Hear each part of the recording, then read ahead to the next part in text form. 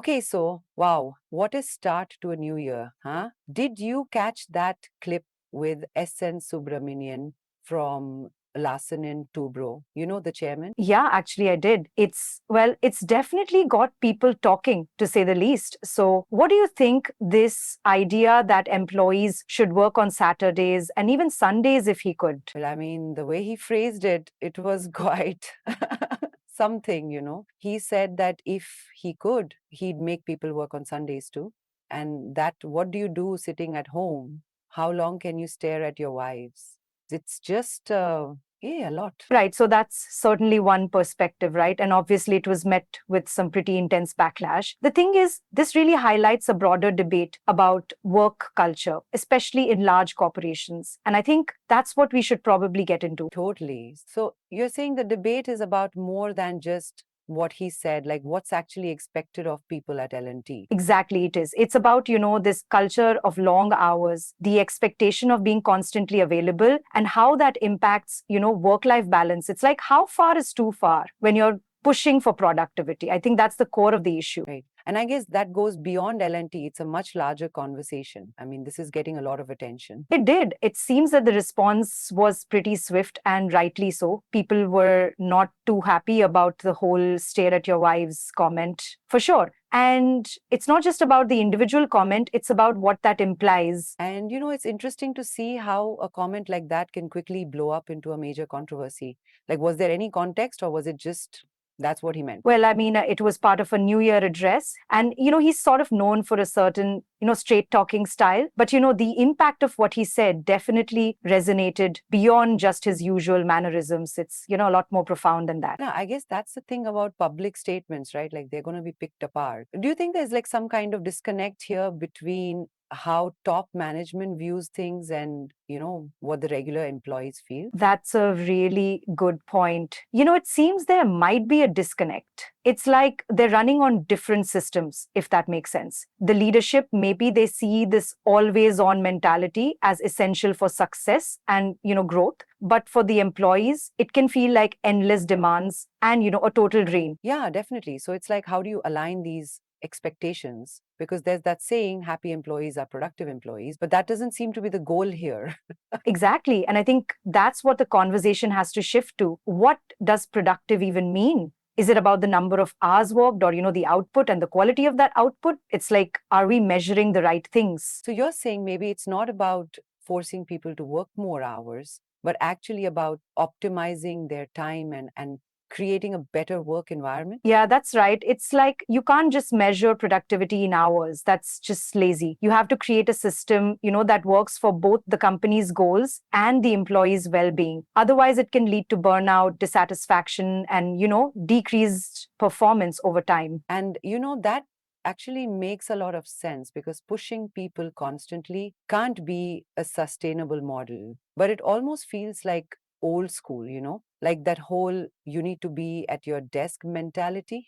It is. It's a very outdated way of thinking. It's kind of like trying to run a marathon in a suit, You might get to the finish line eventually, but, you're going to be miserable and probably not in your best shape. Okay, that's a good analogy. So, in the long run, it's not effective at all. So, what could companies like L&T do differently? What kind of changes could bring a more sustainable approach to work?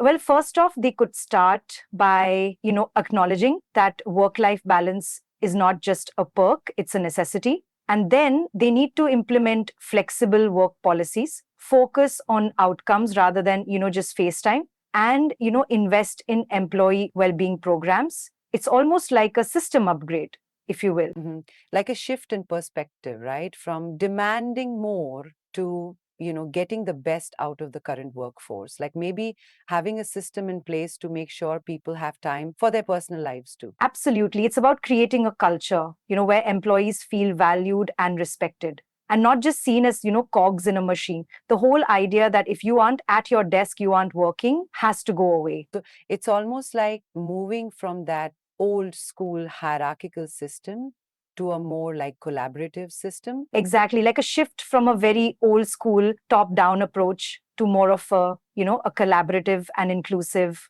work environment. It's not just about the work, it's about how you approach work. And I'm guessing that could also help with employee retention too, because nobody wants to be constantly pushed like that. Absolutely. When employees feel, their needs are being considered, they are more likely to stay with the company for the long term. And, also they'll be more productive. So it's a win-win situation. Makes sense. It's like creating a place people actually want to work.